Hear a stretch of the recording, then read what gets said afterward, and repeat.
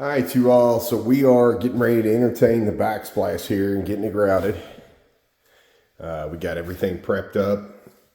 We wanted a pinstripe line here on the bottom right next to that epoxy. And then I got all the cabinets and stuff from the tower covered, the wall over here, and just right on top of that sluter line. So we did the same thing over here. So we're all prepped up, nice and neat. Now we're gonna get both these two grouted and then seal them up, fine tune them. All right, real quick, y'all, we're gonna switch over to our tower right here. This is the makeup vanity area. So Tom's right here. And we're getting ready to put on our crown mold. We wanted to show you, hold on, Tom, 2 seconds there, brother.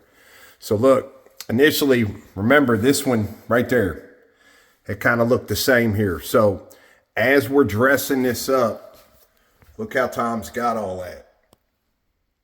Crystal clear, okay? So we've left about 1.5 inches up here up top. This little, we call it a band board here for the skirting right around the tower. We've already got that set about 1.5 inches off the ceiling line. Now the crown mold will sit here and go up right after that so that we're able to ride that ceiling all the way, and that's the look you're gonna have. It's that double tier look. So really just classes that guy right up. Okay, so look you guys, I've already sponged all this off. Now that everything is nice, clean, and tight, we're gonna let these grout joints sit here and stiffen up for probably, a couple of hours or so, and then we'll come back with a microfiber towel, a damp one and a dry one, and we'll get all the, sanded grain off there and everything like that. But what I want to tune you into is where we had all this taped up, I know other people run into this problem. You don't want grout in certain little places, meaning down here. A lot of people might grout that. We're not. We're going to use a commercial silicone color match. So we're going to silicone that plus our 2 edges. But it's hard to grout all this and keep it out of that. Anything that touches your tape, you got to pull the tape off. It messes up that joint you just did. So we leave them all wide open, clear. We got up under here in the sluter line, left the sidewalls, and left that bottom. And I want to show you how we went about that. Because here's reality. This is what it looks like. After I was done grouting, sponging and everything, getting everything cleaned off, look. See that grout right there? There you go. See? So it's all down here where I don't want it. So here's what you do. You take make sure this is damp, your microfiber towel, take a screwdriver. Before you pull all this away,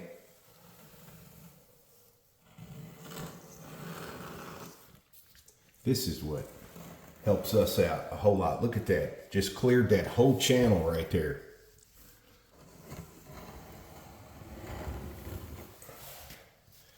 You just walk this on down. That way, when we undress everything, look, got that out. When we undress everything, right here, Tom, see all that? Look at that. Boom. When we undress everything, then we're left with sharp lines. Takes a couple seconds, but there you go. Now when I go to undress everything, I'm not trying to get that little bit off, keep my counters nice and neat and clean and all that jazz. Look, Billy's behind you giving you bunny ears. All right.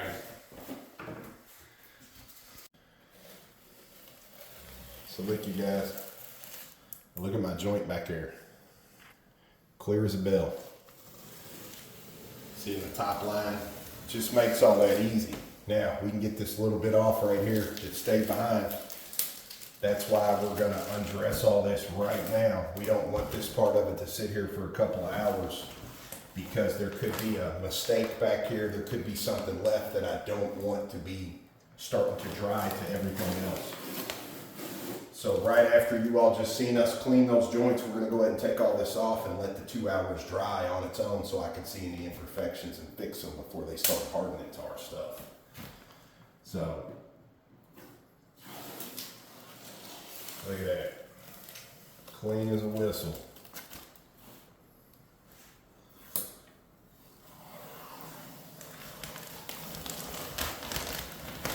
And by the way, this yellow tape, this is for delicate surfaces. Delicate surfaces. So you got all these high-end finishes here on the cabinets, everything like that. And thank you, brother. And we don't want anything, you know, taking off any of these finishes, changing the sheen, anything like that. So depending on what tape you're using, your common blue tape like this, you know, the 3Ms, all those other ones, the yellow is probably about your best bet when you're working at the finishing touch end and everything like that, so it doesn't take any of these sheens, any of these finishes off. But that's what you're looking for. Now I'm gonna get this, just let this sit for a couple hours. I'll clean this a little bit up. That's what would have stayed behind for almost 2 hours, dressed up. I would have never seen that, and that would have been very hard to get off here in a couple hours. It would have wanted to stain that white. If you think about it, what's really nice is they have discussions here for your 2-inch pipe as it comes out to the P-trap, and then we put them down here where the water lines are coming up out the floor. So every time you open up underneath your sink, it just has a really pretty finished look. What's up, Tom? Yeah. What's up? All right, so next little tip, you guys, this is a good one. As you can see, this is the paint color. I don't know how well you can see, but this is the paint color. It's like a light beige, really light beige color. You can see the drywall patches that we have done, little skims here and there, just from nicking up the walls, getting everything situated. So we paint our projects one time, through and through, everywhere. We save that second coat for right now. Here's why. Now that this is in, showed you how to clean out all those little joints so we can get all these little sealants in here. Well, we got white Sluter here on top. This needs a nice pretty white caulk line to match hitting up against the wall. So by caulking this, letting this dry, we put the commercial sealant in down here to make it match the tile. That's gonna dry for us all day. We're gonna do that here, the other side. All our baseboard down here is already primed. All the caulking is completely done. We did all that yesterday so that it can dry, and we come in here today and our brush is not gonna mess up none of that. Now we're ready. So now we're gonna 2-coat the baseboard throughout the bathroom. That caulk is sitting there, it's already dry. We will cut in, cut around here, get our pencil marks, drywall, all that. And then by applying all these sealants now, when we cut in around here, we're gonna take the mirror right back off the wall, make life simple, cut just around the tower, paint this wall, let everything dry, put the mirror back up, and that's how you get all these pinstripe lines to come together on the finish side. So in other words, we save our second coat almost to the very end. Once caulk and everything goes on that baseboard, we're ready to go with that second coat once our tile and all our sealants are applied. Then we just try to make life simple, take mirrors, things like that are simple to take off the wall, out of the equation. Cut all this, roll it, protect the counter as we do. Let all that dry, put all our stuff back up, and that's how we get all those pinstripe lines everywhere that come together for a perfect finish. All right, so look, I just want to show you. See how that's all smeared? Then look down here. See how it's pinstriped? Beautiful. And look at the edge of the counter. So see, that's ready to cut in, make a sharp line there, the same wall color. We got all our white on. I want to show you how to get this clean. It's the grout caulking, it's not the commercial sealant. So if you look over here where Billy's at, he's already putting the sink in here, so the faucet runs down through this little back lip here on the sink. We're gonna silicone up here so there's no water issue. We don't have to worry about any water or anything like that. So that's why we went with the grout caulking and not a commercial silicone sealant. But to get that pinstripe, little screwdriver, damp microfiber towel with some water. Now that I've got it in here, I went ahead and ran my finger. That's why it's smeared everywhere.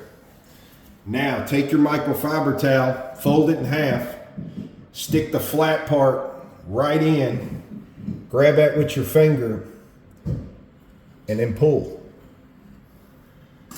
That's going to get the majority, and you're going to keep pulling it. That's what's going to keep happening. Once you get enough of that accumulated, take your finger, clean that up.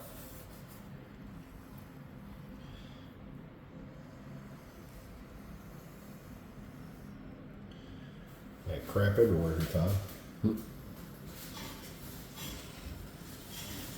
Ah. Look what I did. Keep rolling, don't go nowhere.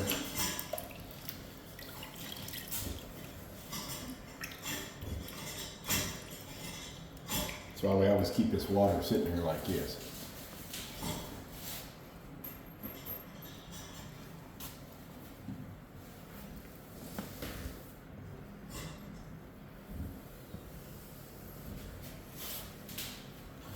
The good thing about the resin, nothing really wants to stick to it.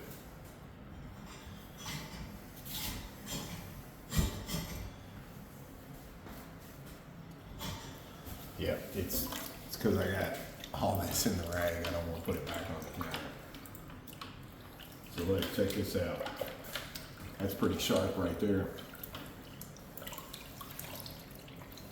Get the rest of this little bit here. These are all the little details, a little fine tuning.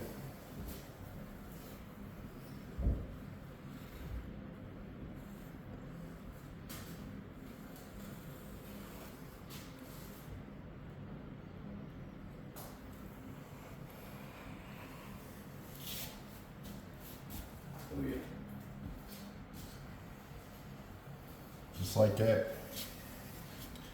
So those screwdrivers really help. They help you a whole lot when you're trying to get little small, tight places over here in your corners, all that stuff.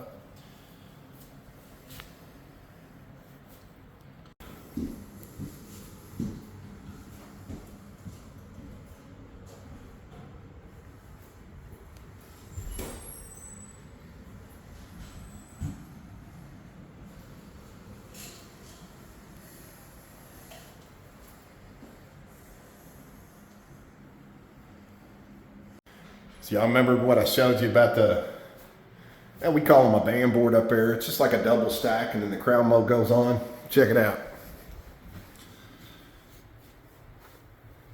There you go. That's how it's gonna look.